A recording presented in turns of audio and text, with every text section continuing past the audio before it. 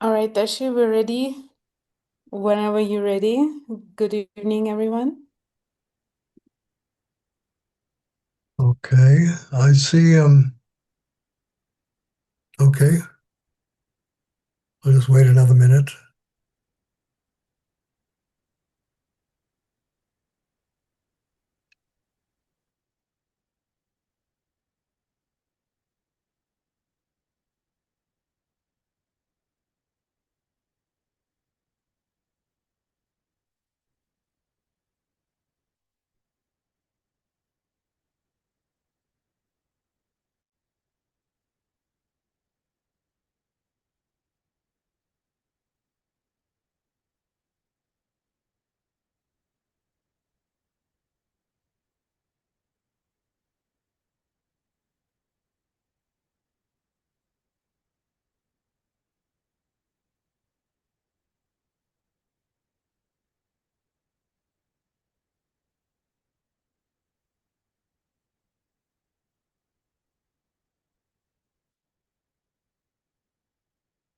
Hello, everyone. Good evening, good morning, wherever you are.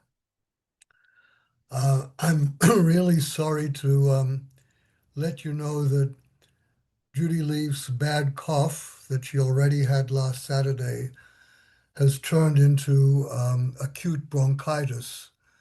So she really did intend to teach in any case today because she's starting to recover, but she's simply not in shape to be able to teach until she gets a bit better. So Judy regretfully sends her heartfelt apologies. She can't join us, and we really wish Judy a full and very speedy recovery. We really need her in robust good health for a very, very long time. And we'll definitely try to bring her back to teach us in the Mahayana module. So that leads to this evening's class. We're not going to pretend to quote unquote replace Judy because in some sense she's simply not replaceable. I should mention, I hope he doesn't mind, Samten Nagajaran, who actually designed our whole Śrāvakayāna and Mahayana course syllabus. He sent me a note after last Saturday's class. He said, "To me, Judy Leaf is the embodiment of genuine insight and compassion. No separation between her words and her meaning. When I hear her, I hear Trungpa Rinpoche." And that's exactly my sentiment too. So the way we're going to replace Judy Leaf tonight is with Chögyam Trungpa Rinpoche himself. So after the meditation today, we'll show a 20-minute video from 1973 of Trungpa Rinpoche giving a splendid overview of the whole Śrāvakayāna path or journey, which is what this week's reading from the Profound Treasury of Dharma is all about. And then I'm really pleased that Andy Carr, who led our first classes in this course, has kindly agreed to lead us in this last Śrāvakayāna class. And I think that's really fitting because at the beginning of the 10th chapter that we read for this week, Chögyam Trungpa Rinpoche starts out by saying, the first noble truth is the ground on which the fourth noble truth is founded. So it's really splendid to have Andy back with us to bring us full circle and join those dots. So Andy will lead us in the meditation and introduce the video. Then he'll give a short talk. Then Adrian Chung will also come back to join Andy and me for the questions and answers. And then at the very end, we'll end with a transition to the next section of our course. And finally, we'll close the Śrāvakayāna section of the course with a marvelous short reading from Chögyam Trungpa Rinpoche, which I think are his pith instructions on the Śrāvakayāna path. So that's our course, that's our class tonight. And because we're including the Chögyam Trungpa Rinpoche video talk, we won't have the breakout groups tonight. So over to you, Andy. Good evening, good morning, good afternoon. I'm actually delighted to be back with you today. I am sorry that you've had a bit of a bait and switch and have to have a pale imitation of Judy Leaf.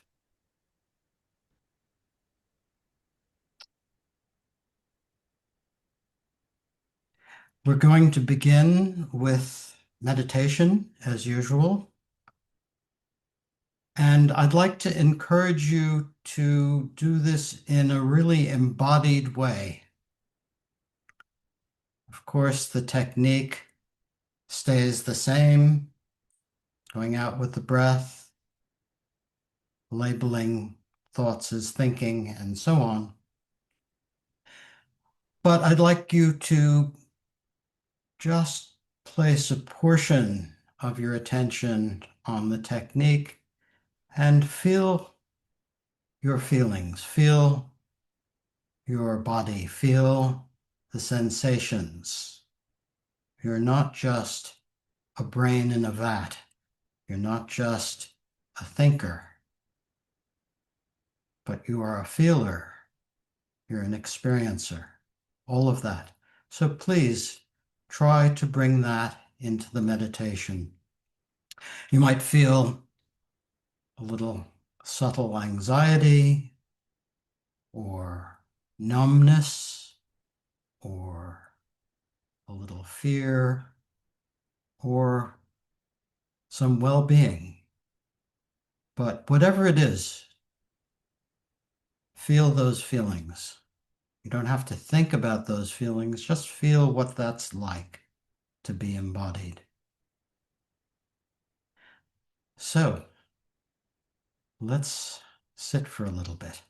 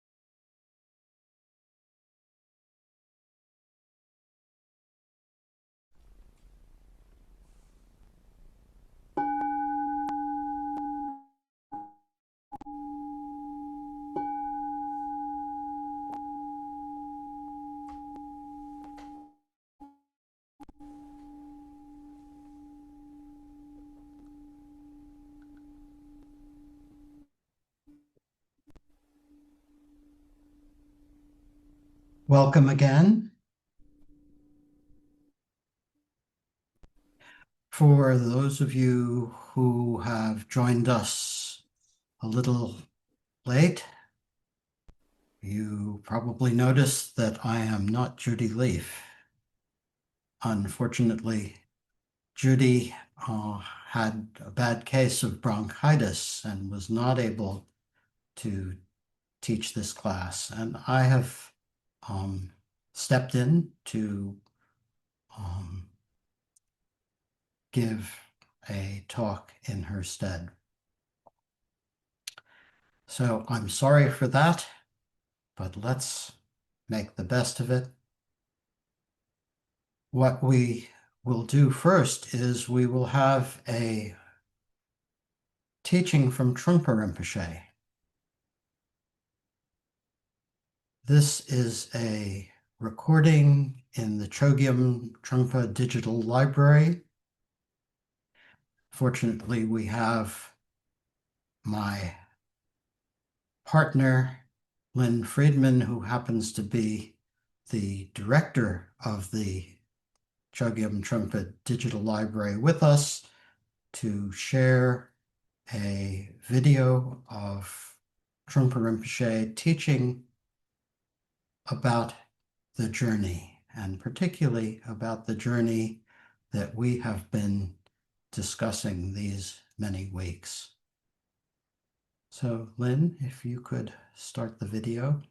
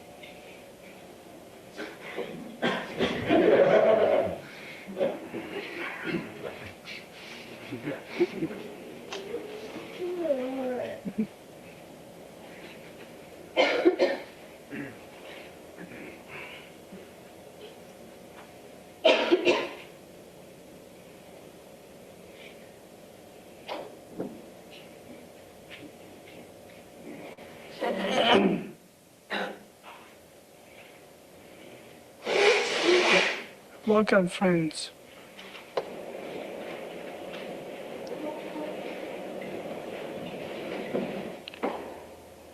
The subject that we're going to discuss in this particular seminar is our Buddhist journey.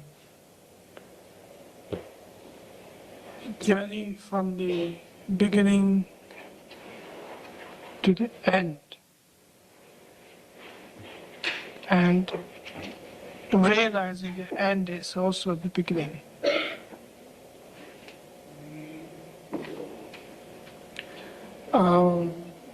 From that point of view, this particular journey is called the journey of the 9 yanas of Buddhism. That 9 different types of stages, steps that students takes place. 9 yana. Yana is a term for vehicle transport. And it is journey that once you get into this bandwagon, it is an ongoing process without reverse or break.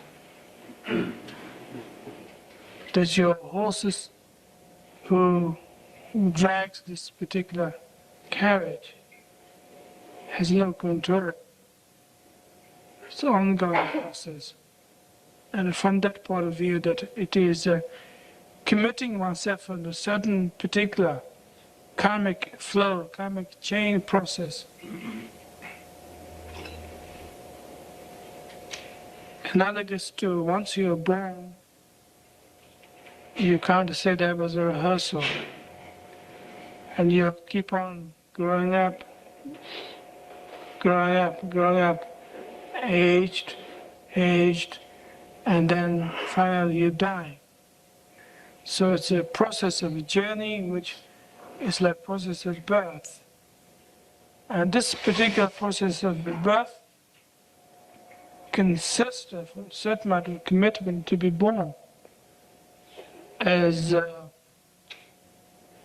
son of man, that you have parents, that you have a house to be born, that you are in the mother's womb, so forth. This particular journey is a definite journey, absolutely definite. And that is why we decided to call it Buddhism.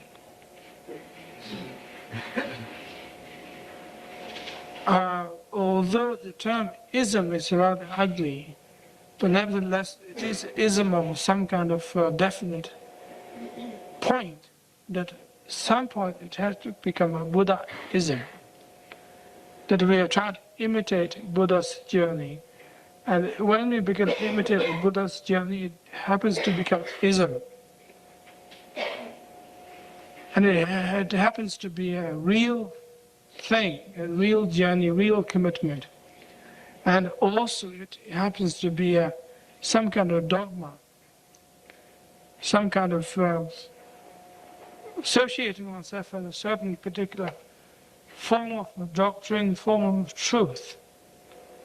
So therefore we are not particularly embarrassed to call ourselves Buddhism. And in fact we take pride in it. Because we have found a way and a path in which that we could associate with the Buddha or the awakened one, which means that highly awakened, fully awakened, to the extent of being entirely sane, no neurosis contradict our journey, so that we are completely, fully sane approach. So therefore, there's room for pride, room for dogma, room for real journey, room for real commitment. And this is Buddhist journey of 9 years. There is subtle differences between the doctrine, dogma, or commitment, purely for one's own interest, one's own awakening quality, opposed to that you are defending yourself against somebody else's belief. So from that point of view, Buddhism is called non-violence path. And we are not trying to put down any other journeys. Might be taking place somewhere else in this universe. So this journey is not a question of putting down other journey, but this journey is concentrating on what journey we are taking place. That if we take a journey on our highway, if we got fascinated by the oncoming journey on the other side of the highway, if we look towards it, we got fascinated by it. Or we got blinded by the glares of light that coming towards us.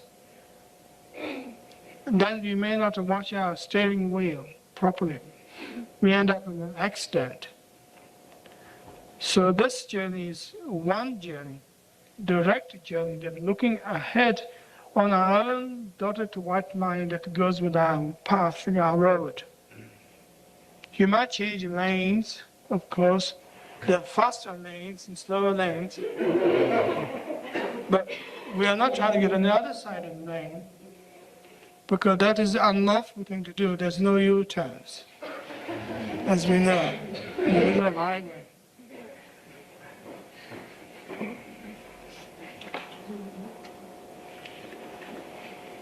This journey is very definite, absolutely definite, to the extent of being dogmatic, as I've described.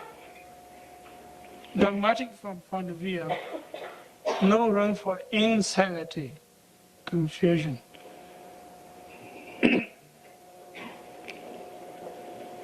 You might ask same question by saying that since you said there's no room for confusion, since we are all confused, how could we go on this journey? Do you mean to say that we have no hope to travel on this path? Should we get rid of our confusion first, then we are fit for traveling on this journey? You might ask such question. The answer is, as far as I know, no. Because of your confusion, because of your chaos, bewilderment, therefore, this is the most unconfusing journey you can take ever.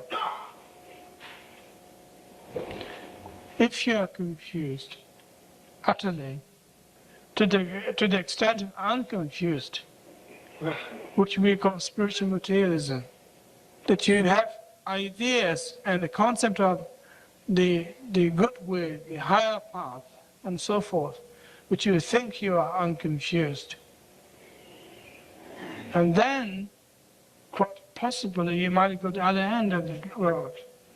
You might make U-turns, because you think you are an unconfused person. You have lead way all over the place.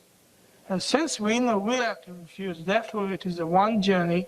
Since we know we are confused, therefore this is the true confusion, in which you can walk on, drive through as the true path, that working on the confusion is the basic point, that since we are highly confused, therefore we have a higher chance of getting into the such direct path, real path, because we are so confused, without any doubt.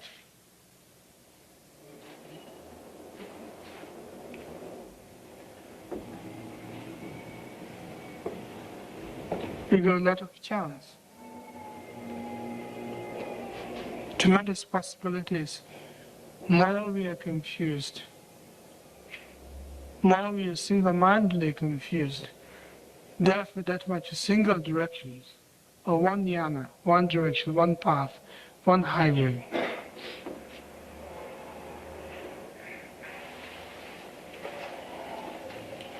Sometimes confusions being interrupted by sudden possibilities of making a break, taking a rest here and there. As you travel on the highway, you see a rest area. How about turning into that for just a few seconds, taking a rest? Food, gas, lodging.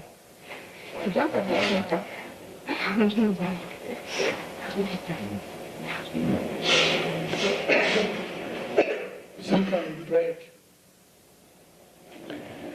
Those breaks, those advertisements, those signposts in the Buddhist term, it is called the signs of Dr. Mara. Which slows your journey. Supposing if you stop every one of those signposts, turn into them, then come back to the highway, your journey has been doubly, triply delayed.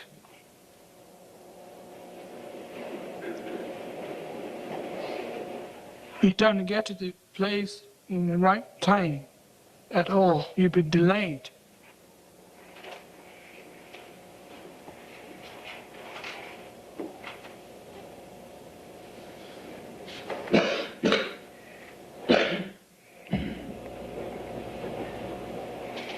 a matter of fact, not necessarily being delayed,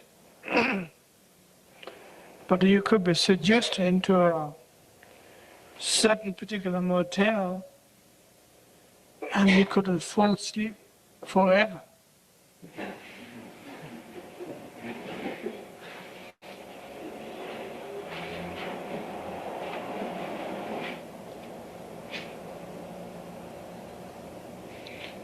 To the Holiday Inn,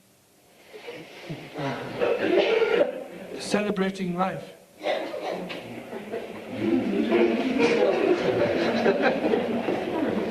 The Ramada Inn, enjoying the salad bar, spiritual feast.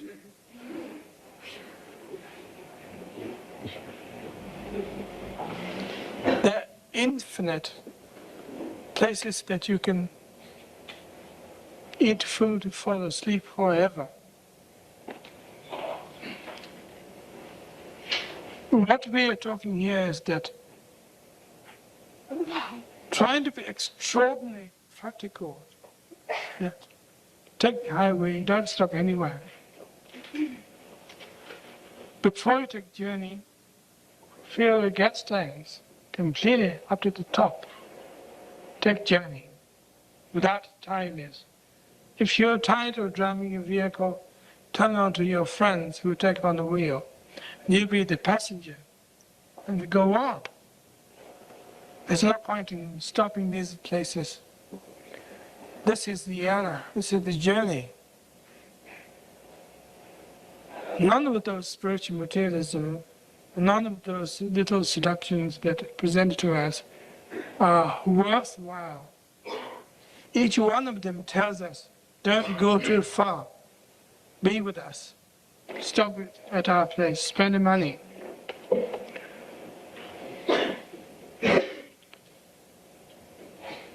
From that point of view, the Buddhist journey is ruthless. Absolutely ruthless. Almost to the extent of uncompassionate.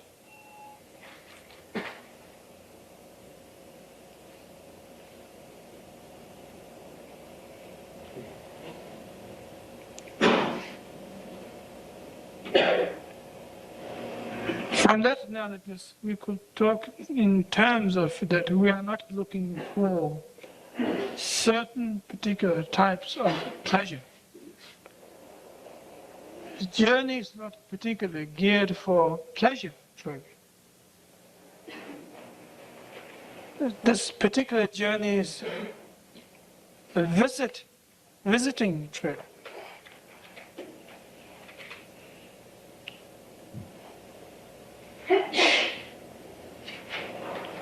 Rather than pleasure trip. By no means this particular journey is a vacation trip, holiday trip. It's a pragmatic journey. You want to see your mother, your father, you take the journey.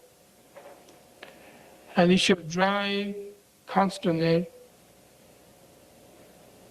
Keep up your speed, don't stop in those places, and go and drive directly straight forward to your parents' home.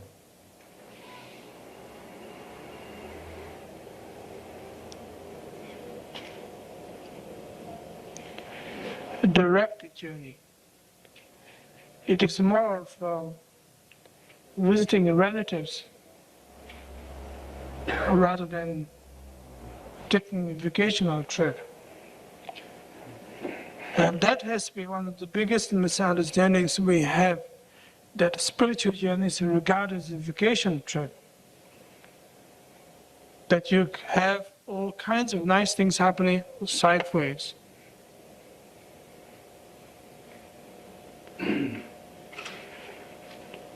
But it is a direct journey. Visiting our relatives, whom we don't want to actually see it. But we're intrigued, fascinated to see them at the same time. I wonder what they're doing. I wonder how they're getting on. That's precisely the journey.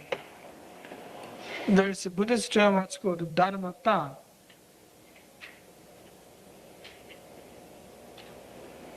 Dharmaness, isness, reality. That is our parents we try to visit. Supposing this isness turned out to be chaotic, terrible, embarrassing, or maybe fantastically beautiful, enlightening. Nevertheless, we're making a journey back home somehow. We left a long time ago. We dropped out of college. And we've been wandering here and there, hitchhiking here and there, by being hippie or by being tripper or whatever. And we've been here and there everywhere. And some time ago, suddenly that we begin to realize, I wonder what my mother's doing. Maybe I should make a phone call to her to find out. And now I heard her voice on the phone. I'm more intrigued to see her, and maybe I should pay a visit to her. Maybe my grandmother's interesting person to meet again after all of these times. If you will have to go back there and visit her. Grandfather, maybe I should visit him after all these times. That's exactly what the journey is taking place. Going back to your heritage, back origin. That is the meaning of the journey here. It is no longer a pleasure trip from that point of view.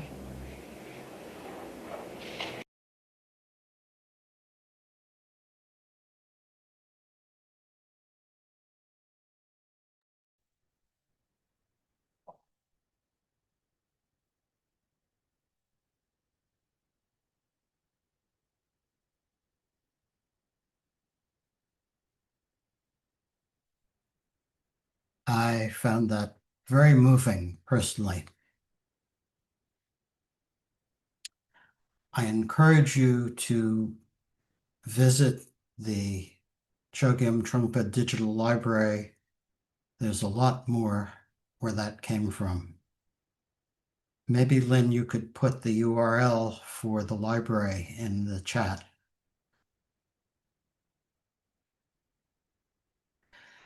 So this journey that Trungpa Rinpoche was talking about is the journey that we have been discussing. When I was thinking about giving this talk and about Trungpa Rinpoche, I was very struck by how much more distraction we have now than we had when he was teaching.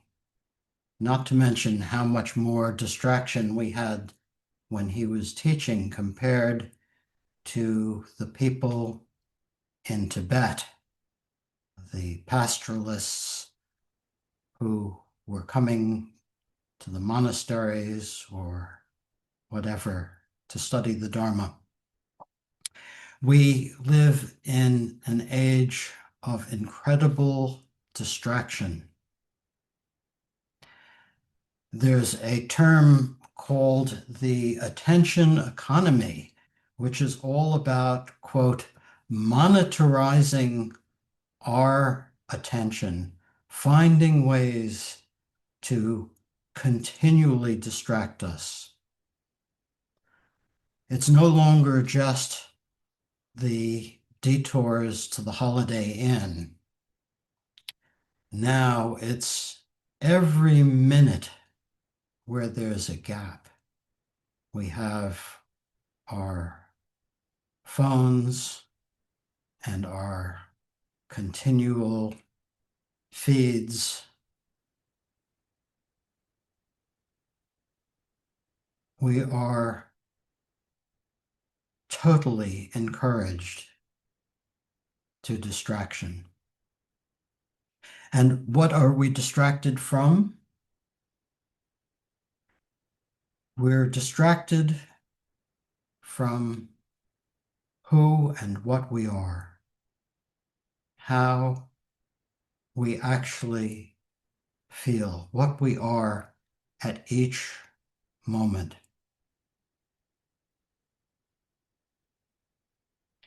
It's as though we have become allergic to our own experience and we are continually escaping it, escaping to the next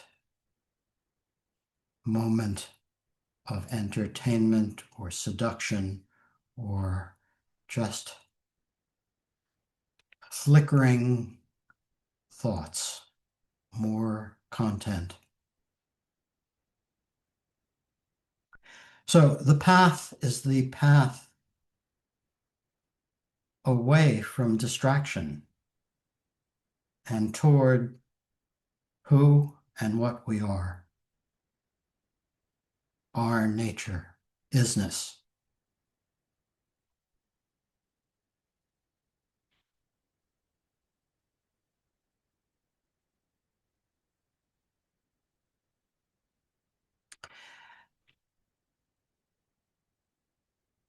We're going to continue our discussion of the 5 paths, which is a map of the journey. Like any map, it can be useful, could also become further distraction, especially if we spend a lot of time trying to figure out where we are on our journey, how far we've gotten. So this map of the 5 paths is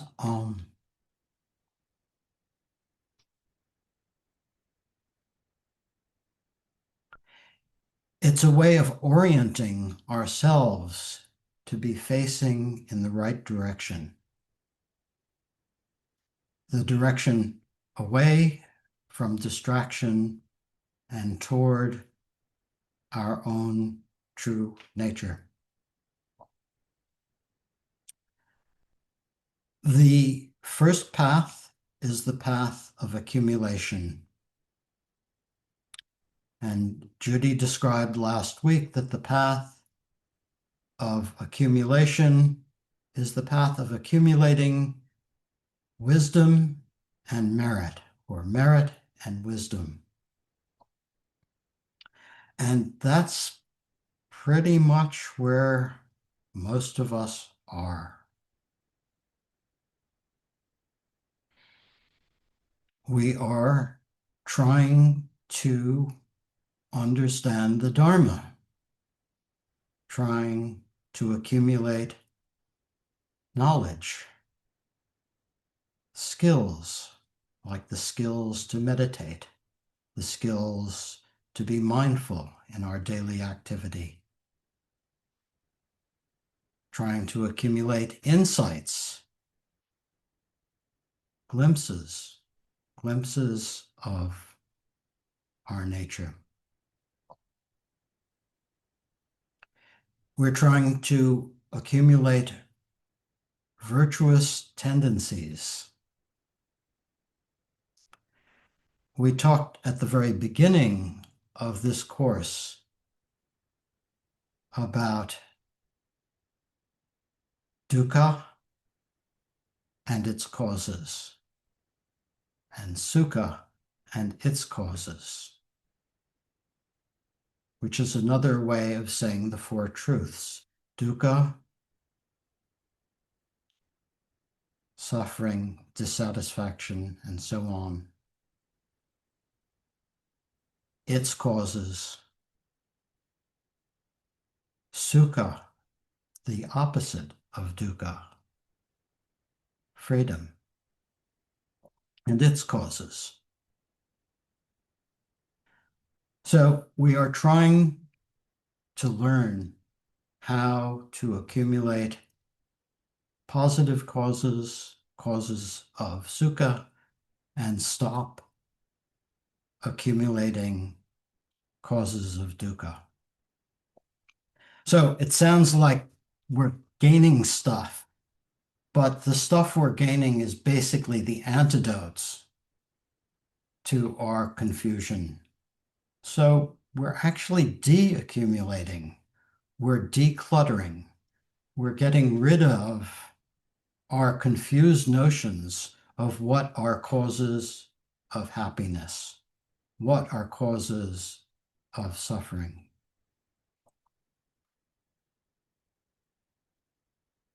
So this is the basic stage of the journey, the path of accumulation. This is where we all start and where we will spend, most of us, quite a bit of time.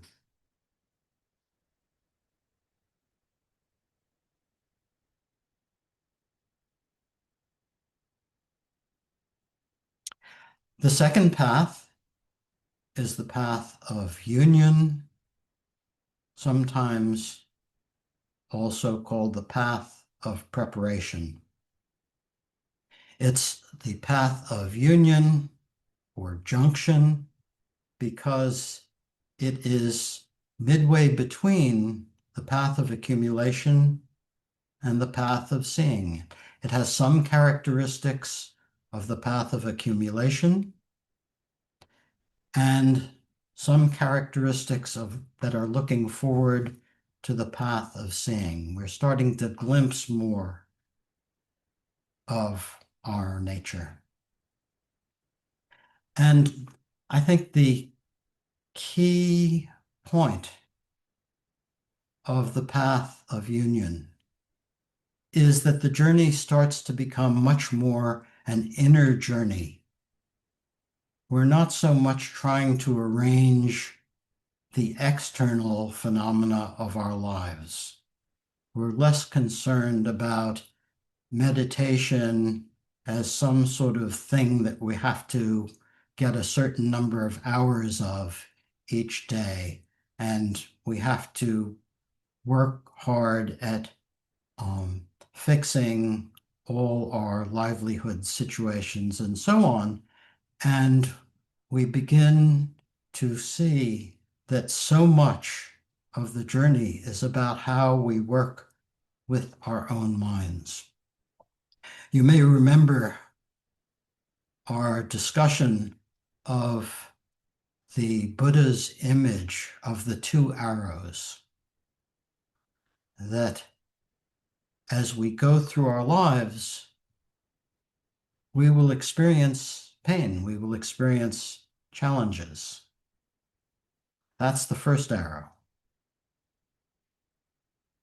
Dukkha is the second arrow. It's how we work with our experience rather than how we change what we experience. So the path of union or the path of preparation is much more inner-oriented, inner journey, which doesn't mean that we become more self-centered, quite the opposite. It's our inner experience of our world, our inner experience of how we are in our world.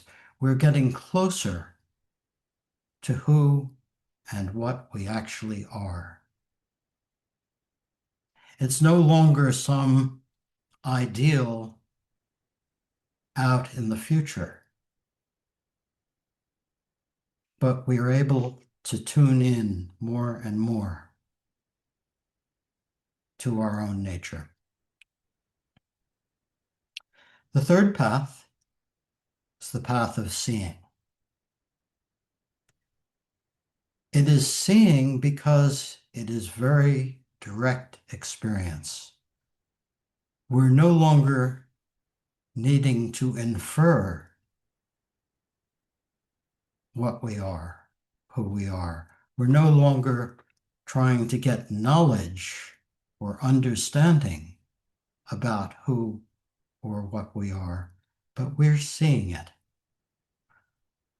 So the entry into the path of seeing is the direct recognition of twofold egolessness. We have seen that the ego, or the self, is like a dream or an illusion. It has no substantial nature. We have seen directly that our projections of the other, of the world, of our environment, is like a dream, like an illusion, that it lacks a nature. This kind of liberating insight occurs in the practice of meditation for people on the path of seeing. In fact, it's said, and I'm just telling you what I've read, from the path of seeing on, beings on the path of seeing, on the path of meditation, on the path of no more learning, in their meditation practice, recognize the twofold egolessness. They see it directly. But in their post-meditation, they still have tendencies of dualism, tendencies of fixation. So from the path of seeing onward, the practice is oriented much more toward the post-meditation than the formal practice itself.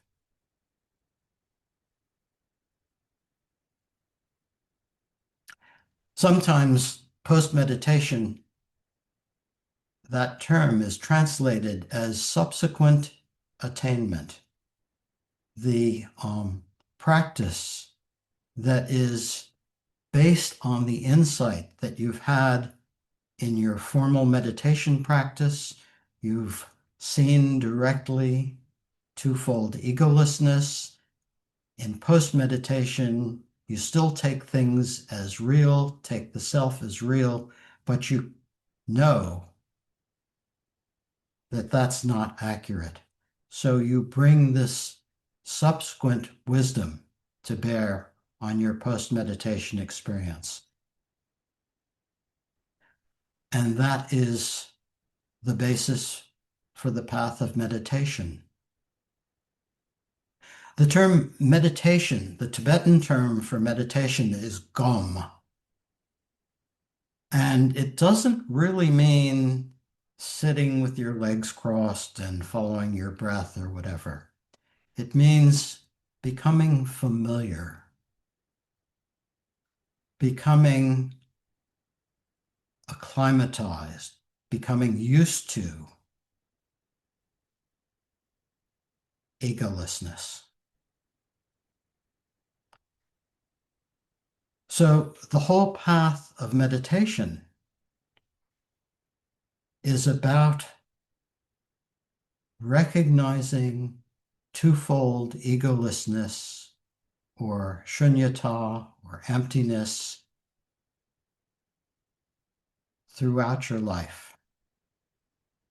You continue the formal practice of meditation, but the emphasis is on post-meditation, on subsequent attainment, bringing that insight, that wisdom that is experienced directly in the practice of meditation into all the activities of your life. Finally, we have the path of no more learning, when all of the habitual tendencies of ego have been exhausted. we don't really have much to say about that. You can read descriptions of what Buddhahood is like, but I don't know what to visualize about that.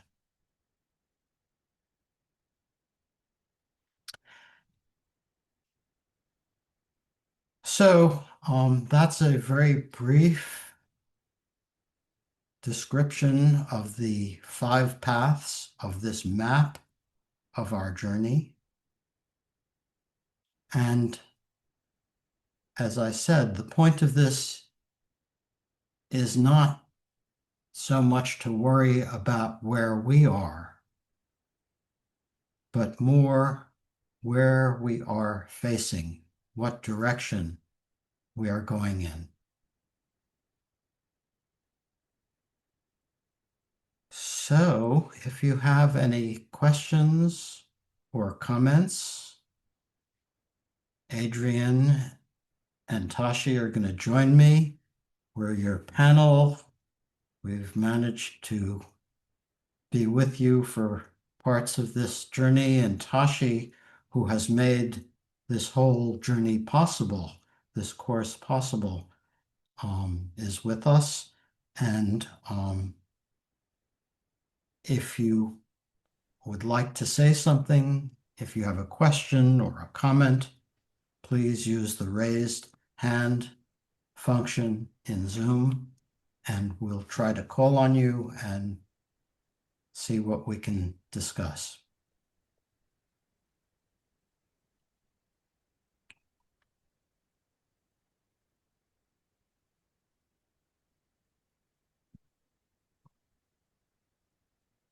Carlos, hello. Okay, 1 second. Carlos, I will give you the co-host rights. And if you want to turn on your camera, I can spotlight you as well. It's okay? Can you see me, hear me? Yes. Yes, we brilliant. can hear you very well. Yeah, thanks. I have a question. Well, first, thank you for the course, Sergio. Thank you, Andy, for coming to teach us again.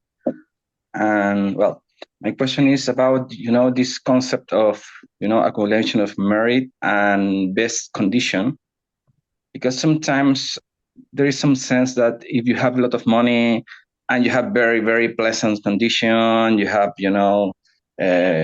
attendance, many people coming to you, is kind of you have more merit, or you're a better Buddhist.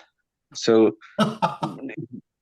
I've seen that, like if you have struggle in life, if you have, an awful, ugly, and angry spouse, and difficult children or difficult boss, there's sometimes the idea that you're not very good, you're very confused, it's your projection, and you're bad, and you don't know anything. You go and sit there and practice away from us because your bad vibes is gonna contagious us.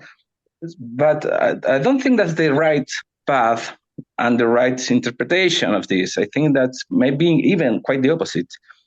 So I would like if you can help me, because I'm the one that struggles in every day, and I struggle to meditate. I'm trying to do my best, yes. So please, if you can elaborate on that, I will really appreciate it. Well, I think you're right. I think it's kind of the opposite, Carlos. Don't hide from us. Keep your camera on. Thank you. Adrian. Such a good question, especially for those of us who have a lot of modern comforts in our modern world. I don't think the merit is necessarily in the object itself. It could be a bad boss or a bad spouse or a bad living situation. It's really determined by how you relate to that phenomenon.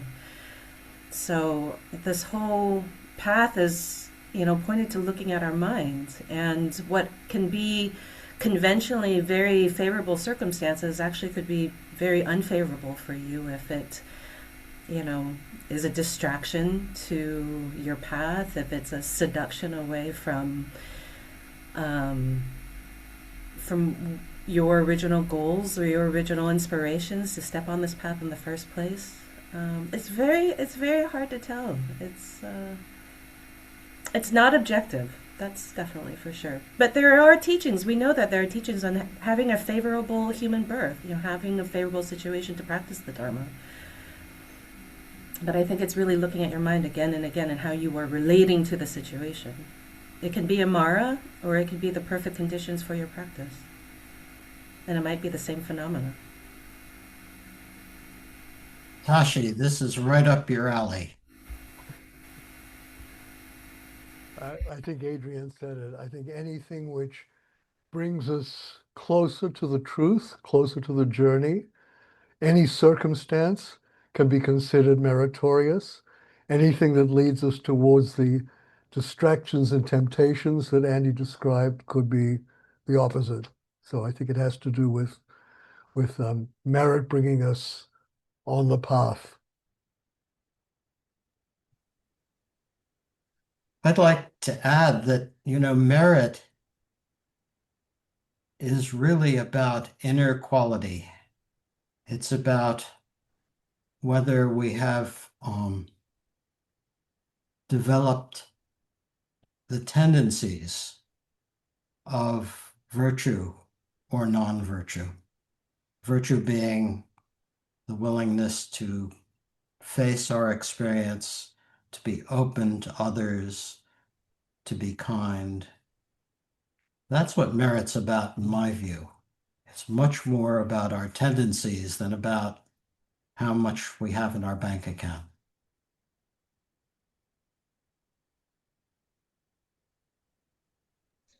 Thank you so much. Really, thank you so much. We appreciate that. Thank you. Thank you, Carlos. Lisa, hi. Long time no see. Hi, great to see you, Andy and Adrian. Long time. That was a great talk. I really enjoyed hearing Rinpoche as well. I just have a clarification question. You mentioned that on the path of accumulation, we're accumulating skills and insights that will help us to reduce our confusion. And I'm sensing that in the various teachings, confusion is talked about in a couple of different senses. And one is confusion is our ignorance.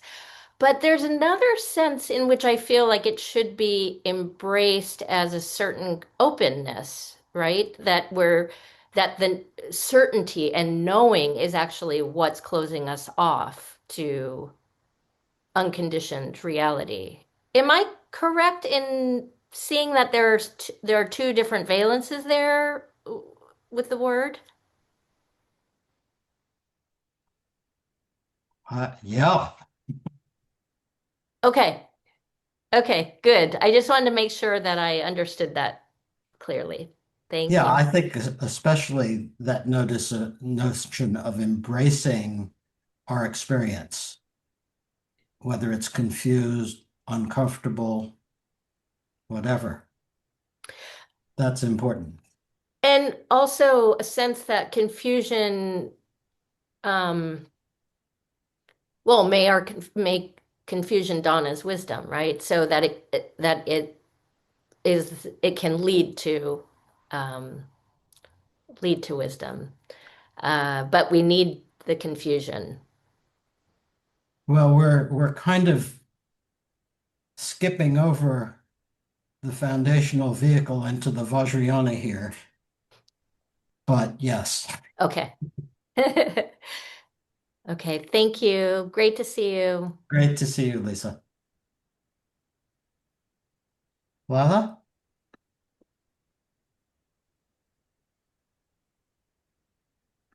Good morning. Thank you for this wonderful class.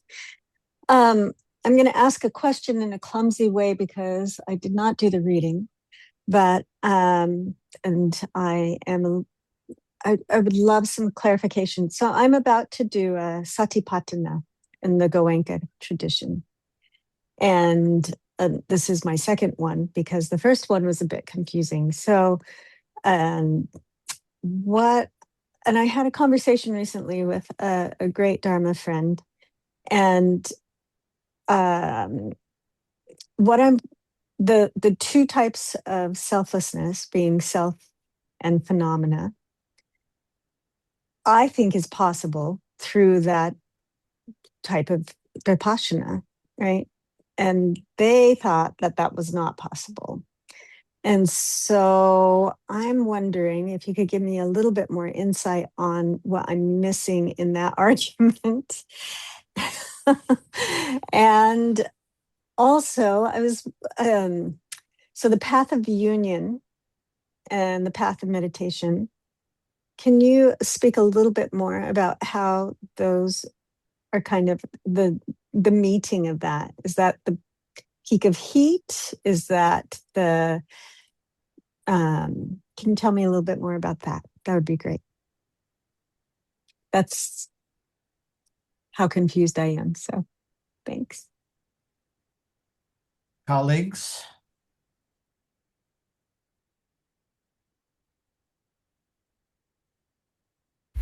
I'm sorry, could you repeat your question about the Vipassana? Your friends had told you that you have different definitions of Vipassana, because that is definitely confusion over this word insight, depending on which tradition you're coming from.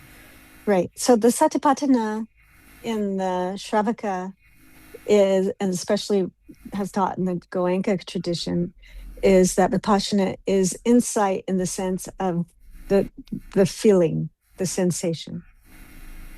And from my experience, I feel like it's getting to a very precise point of where the faculty, the sense faculty, and the input to that sense faculty meet, if that makes sense. Does that make sense at all? Just in that the feeling itself is not a concept so much as an actual experience. And in experiencing that, you've experienced the emptiness. Yeah. Does that make sense? Yeah, absolutely. It's hard to explain, but that's the closest I've come to trying to explain or describe it, right? And so, but in the Vajrayana, right, Vipassana is thought of, I think, in a more, this is a very sloppy oversimplification, but maybe how a Zen koan kind of stops the mind once you're doing this examination from a cognition and what is it, the smrti kind of way of looking at things, just going towards the very end of the logical conclusion and stopping the mind. That's my sloppy experience of it. I mean, in my experience, there's so many beautiful ways to point towards egolessness or egolessness of phenomena. So we have pith instructions like follow the out-breath. What's happening at the gap of the out-breath?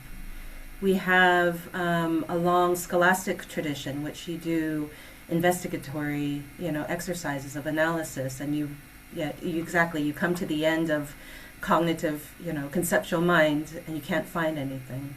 And you do that again and again, and then you have maybe some knowledge. And so, yes, you can see the moment where you are perceiving something or sensing something, like you said, and then, I mean, this is where I'm at. There's this cognitive reminder that says, oh, yes, this isn't solid, but it's still a concept, like you said. And what we're training for is little glimpses of direct insight that is pointing directly to that. And you can call it a feeling or a direct insight, but it's, in my mind, not a reminder, not some concept that you are necessarily referring back to. It is, in and of itself, seen directly. There's no reference point back to something you studied or back to something you contemplated or back to something you analyzed. And the Vajrayana has a lot of also the same just skillful means to point to that. Sometimes a lot of it is fake it till you make it. It's building something up and then dissolving something. For example, in like our visualization practices. I guess I'm I'm glad that I was able to actually describe this because I've been thinking about it a little bit. And I think because of that actual experience that's not beyond a cognitive experience, and it is referenceless, in describing it as the sense faculty meeting the sense object, that's the two types of emptiness. Would that be? Yeah. Well, like I know in traditional Mahayana literature on the Mahayana five paths, the paths of joining is when, yeah, those four, you talked about peak and heat, you are starting to see directly the emptiness of the object, but you're also seeing the emptiness of the perceiving subject. And it's slowly coming together into that direct moment of the path of seeing. I know that in the context of the Mahayana path of joining. I'm not sure how Trungpa Rinpoche incorporated those things into the Hinayana path. My studies is getting confused with Trungpa Rinpoche's presentation, to be honest. So, but yes, in the Mahayana literature, what you've talked about is correct. Sense faculty versus the sensing subject. The sense faculty of the sensing subject meeting the perceived object. Okay, so it's like direct valid cognition. Direct valid cognition is exactly, you're seeing the nature of the reality of this moment. Okay. Thank you so much for clarifying it. Thanks.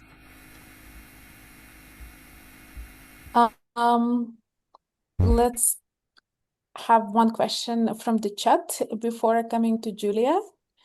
Jose is asking if you can comment this apparent contradiction between this distant and almost unreachable enlightenment, as it would be exclusive to the few, and the fact that the Buddha nature is present in all of us, and that all of us eventually could just see, like in the passive seeing.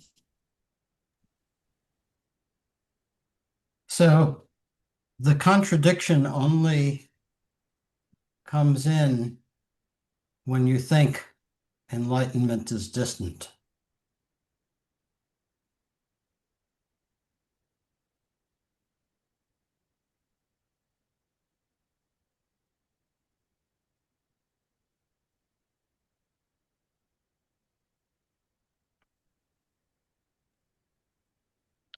Near and far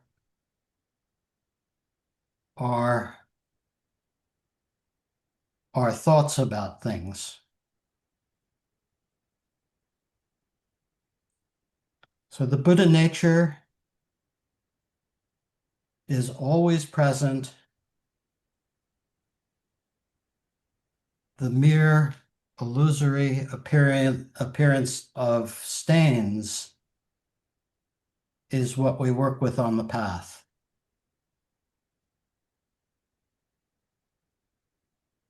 Near and far are stains, feelings that we are adequate, inadequate,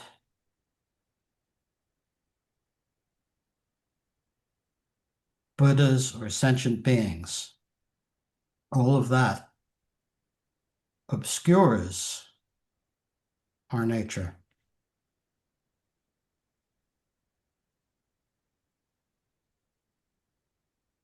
So there's a lot to be said about Buddha nature and about obscurations.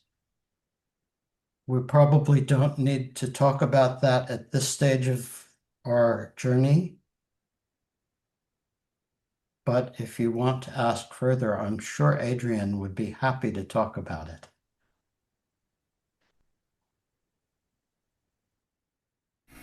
I think all I want to say is I loved so much the reading for this week about loneliness and renunciation. And Trungpa Rinpoche's pointed to the importance of loneliness and being able to just be with ourselves without the distractions, psychological, material, spiritual distractions. It's like what Andy said, it's so important in this day and age to really look at what is our version of just being with ourselves. And being, I think he said, self-contained. That we could actually just rest in who we are and not need to run away or indulge or fix anything. It's a really beautiful passage. It's a beautiful chapter. Yeah. I'll add something to that on Jose's question. I think Judy Leaf said something very helpful last week in her talk that relates to this, which is, on the one hand, it's very helpful to have these 5 paths in sequential order so that we, the second of the 4 dharmas of Gampopa that we say in the Sadhana Mahamudra is we ask for blessings to make progress on the path. So we do want to have some sense of movement, was the way Judy described it last Saturday. But she said at the same time, in our actual practice, these paths overlap. And I think this is also what Andy's getting at here, that the near and far dissolve. In some way, this is not distant. We actually have direct experience of all of the 5 paths in our daily meditation practice. The gap at the end of the out-breath, the choice that we always have between indulging in a thought or coming back to the breath, the suddenness with which we suddenly label something thinking. These all point to qualities which are described in all of the 5 paths. So the actual experience we have on the cushion, I think, begins to dissolve these are not fixed boxes where we have to finish one before we start the second one. Enlightenment is not necessarily something far away at the end of all of these other boxes. So I think in our actual meditation experience, we can touch all of these paths. We do actually touch them.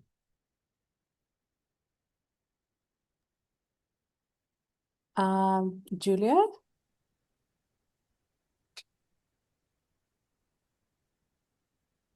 Can I be heard? Yep. Thank you. I was waiting for the terrifying self-view thing to pop up. Luckily, it's not. Thank you. This class has been fantastic. Andy, thank you for coming and for everything. I hope I can talk about this clearly. So when Rinpoche was talking about the need to stay absolutely focused in our side of the highway, this path, where we're going, these teachings, and not to get distracted by the oncoming traffic, it definitely, brought up some thoughts in me. I feel like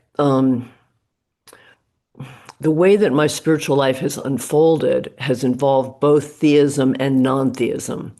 And I really appreciate the emphasis on not using any kind of theistic conception to escape responsibility for my own condition.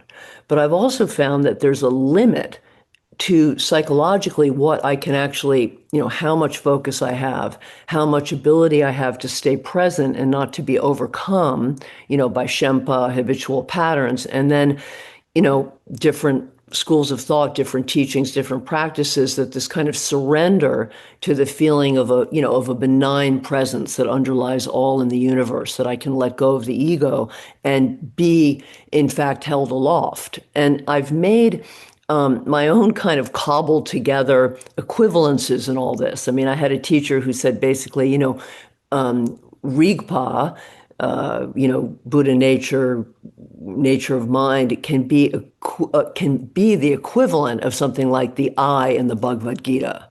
That there's a way that these things overlap, and so I guess what I want to ask is that I think also that I've sort of rationalized this amalgam to thinking that the historical Buddha grew up in a way where he was drenched in very different conceptions about what the nature of the material world is.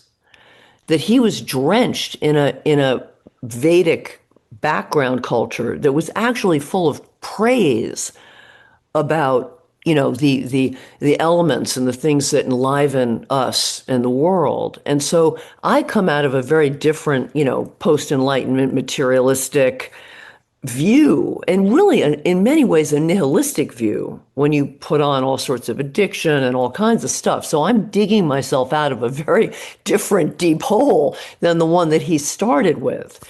So I guess I'm just asking about, and maybe this is relevant to a lot of us, we have different braids, of things coming in. And is it confusion, or is it actually working with different teachings and resources, And I find that if I have to keep it all together, if I try to just say, well, I'm just going to be allied with one or the other, say Buddhism or the Bhagavad Gita or something like that, it screws me up because I'm in both, And so it brings up my own habitual patterns of disloyalty and guilt. And you know what I mean? Like all this stuff comes up. So anyway, I just wonder if just that about the oncoming traffic, like looking at it, does it have to be oncoming? Can it be a bit of a 4-lane highway going in the right direction? I mean, just trying to bring that up because it's definitely an issue for me. I'm kind of at peace at the moment with it, but it's definitely a big historical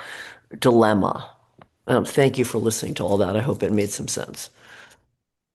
I think what Trungpa Rinpoche was talking about the oncoming traffic was not meant to say everything has to be kosher.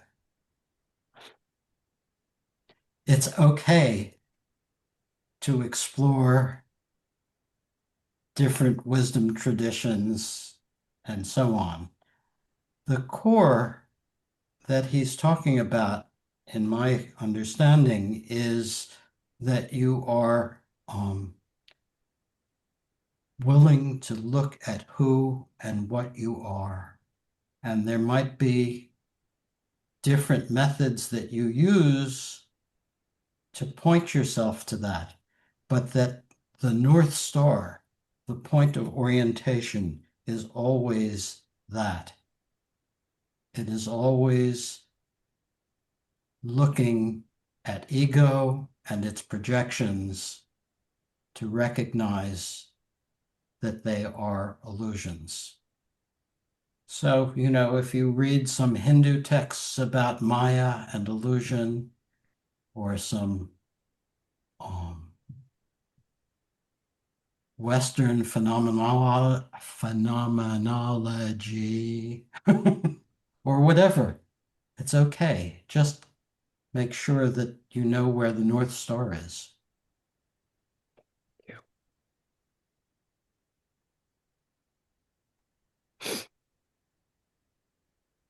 Thank you very much. Appreciate it.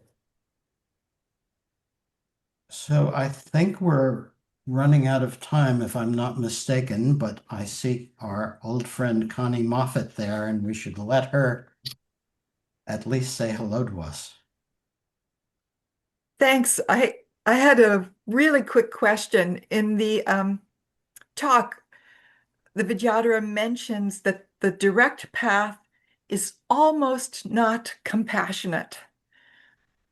So, gentle teachers, can you illuminate that comment somewhat? Tashi? Oh, I take that word as uncompromising. Okay. Are we looking at in the Vajrayana a very full definition of compassion? Is that the almost? I don't think the compassion was about whether we are compassionate. It's whether the path is gentle and kind to us. Yes.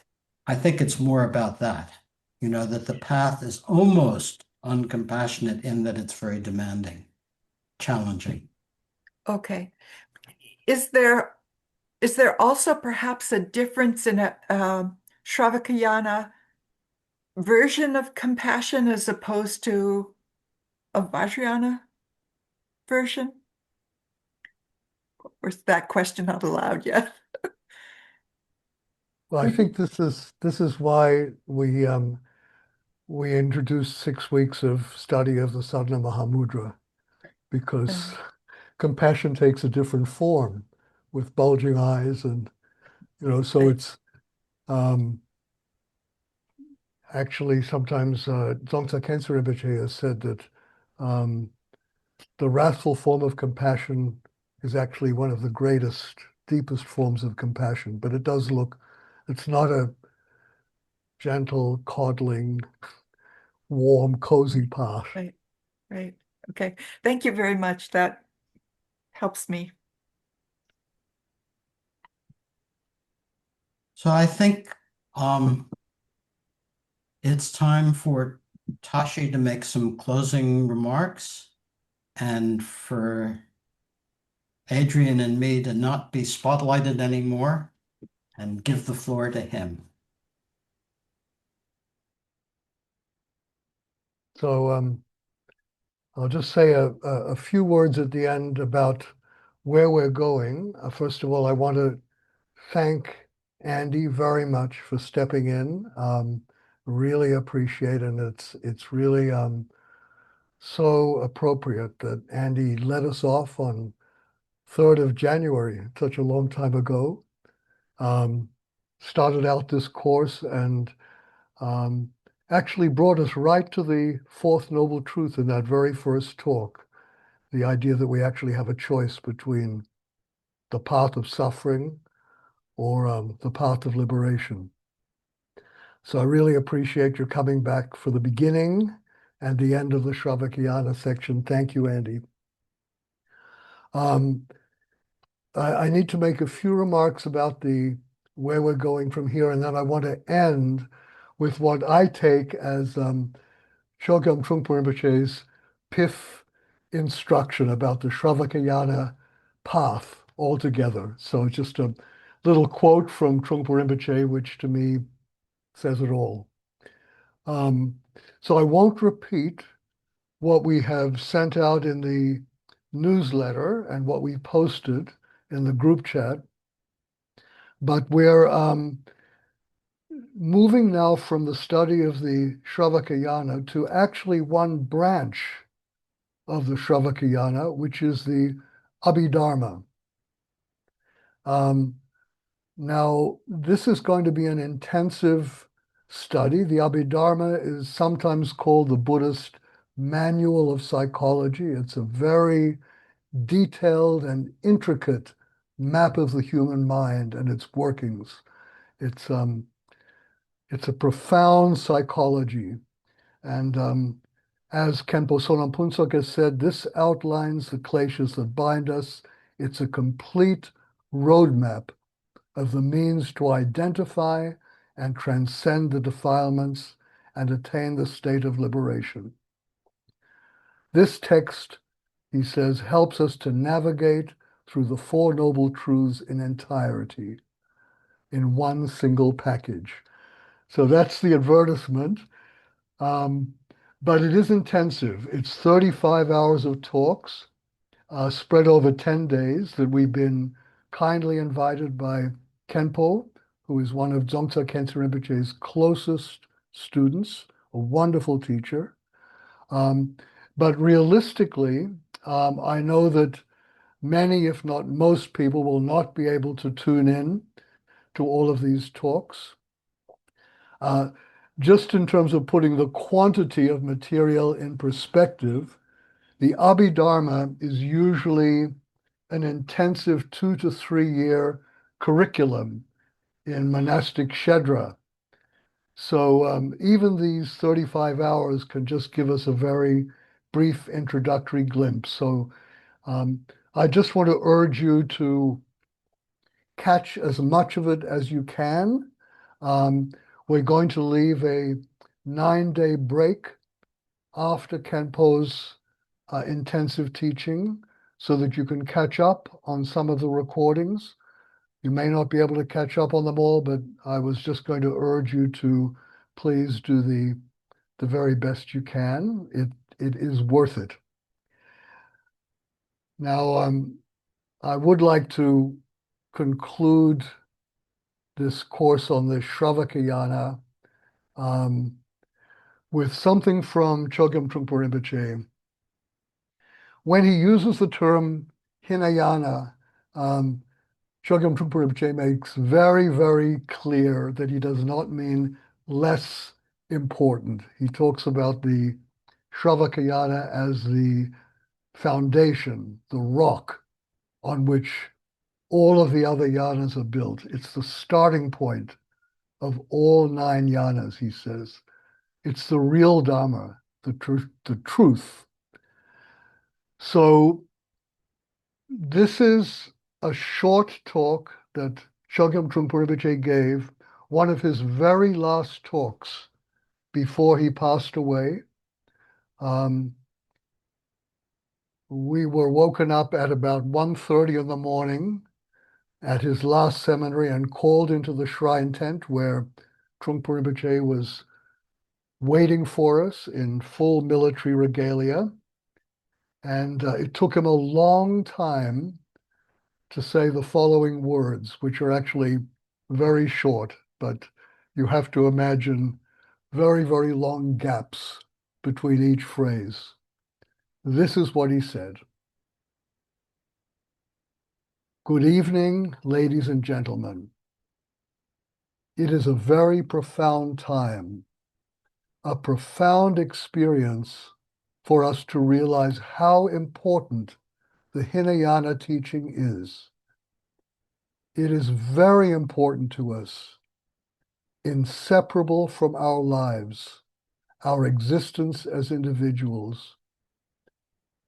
It is to be understood as the life force that carries on, whether you are going through the Hinayana, Mahayana, or Vajrayana. It is our substance, sustenance. It is for us to understand that basic life, that basic strength, which goes on continuously.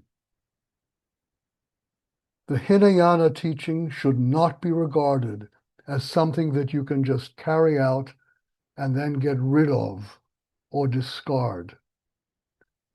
The Hinayana teaching is the life force that carries out our own practice and discipline, which goes on continuously. From that point of view, the Hinayana should be regarded as life's strength. Okay, that's that. Never forget the Hinayana.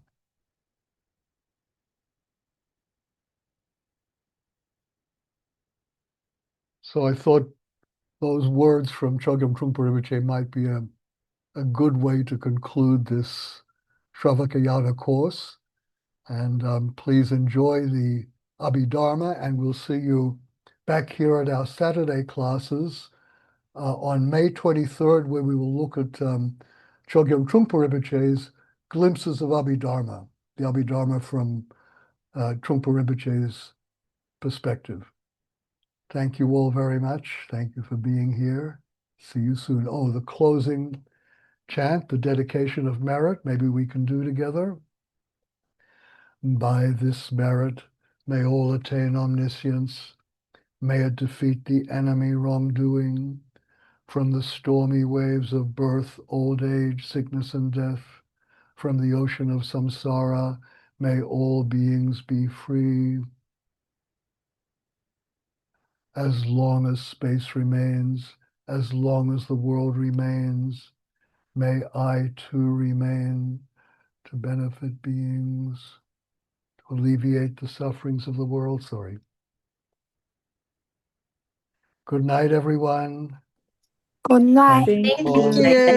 Thank Thank you so much. you. Thank Good Thank you, Andy, night. for the teaching. Thank you so much. Thank you so much. Thank you all, guys. Thank you. Thank you. Thank you.